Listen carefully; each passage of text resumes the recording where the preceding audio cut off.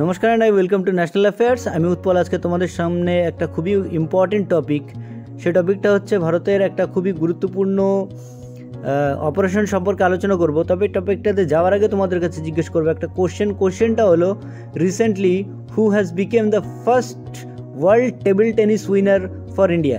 তো কমেন্ট সেকশনে তোমরা উত্তরটা করো। যার উত্তর সঠিক হবে তাকে দিয়ে দেবো একটা হার্ট রিঅ্যাক্ট, তাহলে তোমরা বুঝতে পারবে এর সঠিক উত্তর কোনটা, এবং আমি চেষ্টা করব এর উত্তরটা ভিডিও শেষে দিয়ে দেওয়ার।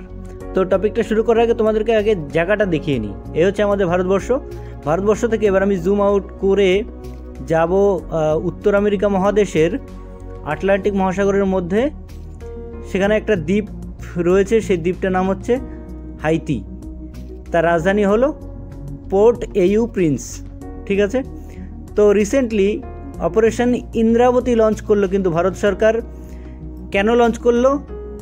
হাইতিতে থাকা ভারতীয় যারা তারা সেখানে ফেঁসে আছে, কারণ সেখানে গৃহযুদ্ধের মতো সৃষ্টি হয়ে গেছে এবং ওখানকার যে অধিবাসীরা তারা কিন্তু মার্ডার, রেপ, আরও বিভিন্ন রকম যে দুষ্কৃতিমূলক কাজকর্ম তার সঙ্গে ওপেনলি তারা এই সমস্ত কাজ করে বেড়াচ্ছে। তার জন্য ওখানে থাকা ভারতীয়রা এখন ইন্ডিয়াতে ফেরত আসার জন্য ভারত সরকারের কাছে রিকোয়েস্ট করেছিল। তো ভারত সরকার সেই ভারতীয়দের উদ্ধার করার জন্য অপারেশন মিশন ইন্দ্রাবতী শুরু করলো। ঠিক আছে, বলা হচ্ছে যে 2010 সালে যখন ভূমিকম্পের ফলে 3 লাখ লোকের মৃত্যু হয়, তারপর থেকে কিন্তু এই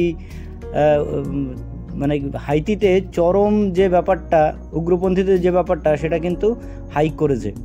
তো 2021 সালে তখনকার যে প্রেসিডেন্ট তাকে হত্যা করা হয়েছিল, পরে পিএমকেও হত্যা করা হয়। 2023 সালে তৎকালীন যে গভর্নমেন্ট ছিল তারা কিন্তু ইলেকশন করতেও ব্যর্থ হয়েছিল এবং মার্চের 2 তারিখে সেখানে স্টেট এমার্জেন্সি ঘোষণা করা হয়। পোর্ট অফ প্রিন্সের যে 80% মানে এলাকা, সেটা কিন্তু কন্ট্রোল করছে ওখানকার লোকাল গ্যাং। প্রায় 1200 লোক এখনও পর্যন্ত মারা গেছে। তো এই ছিল ইম্পর্টেন্ট টপিকটা। এবার আমরা কিছু এক্সট্রা অপারেশন সম্পর্কে জানবো, যেগুলো আমাদের পরীক্ষার জন্য কিন্তু খুবই ইম্পর্টেন্ট। যেমন অপারেশন অজয় ইন্ডিয়া লঞ্চ করেছিল ইসরায়েলে ফেসে যাওয়া ভারতীয়দের জন্য। অপারেশন দোস্ত লঞ্চ করেছিল টার্কিতে ফেসে যাওয়া ভারতীয়দের জন্য। অপারেশন কাবেরী লঞ্চ করা হয়েছিল দক্ষিণ সুদানে ভারতীয়দের ফেসে যাওয়ার জন্য। অপারেশন সংকল্প রিসেন্টলি ইন্ডিয়ান নেভি লঞ্চ করলো এই অপারেশনটা। অপারেশন ক্যাকটাস মালদ্বীপের যে তক্তাবলটের ব্যাপারটা, মানে প্রেসিডেন্টকে হাঁটিয়ে অন্য প্রেসিডেন্টকে আনার চেষ্টা ষড়যন্ত্র চলছিল, সেখানে ইন্ডিয়ান গভর্নমেন্ট সহযোগিতা করেছিল। অপারেশন করুণা লঞ্চ করেছিল মায়ানমারে ফেসে যাওয়া ভারতীয়দের উদ্ধার করার জন্য।